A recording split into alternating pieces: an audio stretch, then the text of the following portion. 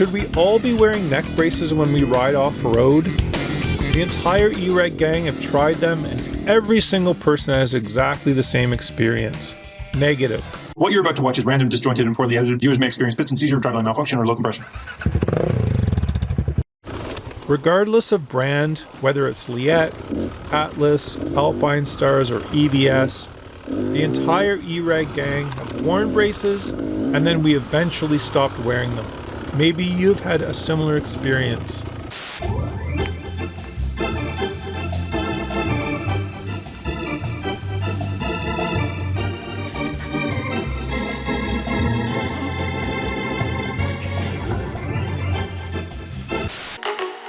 In a nutshell, neck braces are designed to prevent catastrophic articulation in your neck during a crash. Angles that are so dramatic or compression forces that are so strong, they could result in C-spine fractures. They work by strategically placing the edge of the brace close enough to the lower edge of your helmet that the helmet touches the brace when a certain degree of articulation is reached, and this stop prevents your head from moving at angles you only see on the Saturday morning cartoons. So far, all good, everything makes sense, but let's paint a typical off-road scenario. You're riding a steep, tricky descent, and we're taught, or we should be taught, to look as far down the trail as possible at all times. Here's where the trouble begins. At the bottom of this particular hill is a steep climb. So during the descent, we raise our head to look up the hill and assess it, and click! The back of our helmet touches the back of the brace, preventing us from looking up to assess the hill.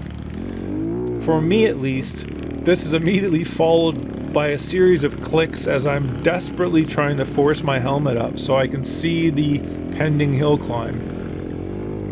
Unable to see, you're left with two choices. Keep your momentum up and just give her. Oh, this is pretty steep. Or lock up the binders, stop in the trough, and assess the situation properly. My personal preference, given that momentum is a precious commodity, is just give her and sort it out in real time. This is an unnerving feeling, hitting a hill climb completely blind. Now, how many times does this actually happen during a ride? That depends a lot on the terrain. Maybe 2 to 3 times? But I'll say, once you've experienced this a couple times, it seems like 2 or 3 times too many. Next time you're gearing up, it's going to be in the back of your mind, and it will influence your decision. Do I put this brace on or not? Terrain with dramatic elevation changes is exactly when you should be wearing a neck brace, but it's in this exact situation where this frustrating limitation seems to present itself the most. Have you ever encountered this situation? What did you do? Do you choose to accept it and wear the brace, or do you leave it in your gear bag? Are we missing some important portion of this argument? Please let us know in the comments below. And although we're mostly illiterate, we will do our best to respond in an unprofessional and untimely manner. Peace out, you filthy reprobates.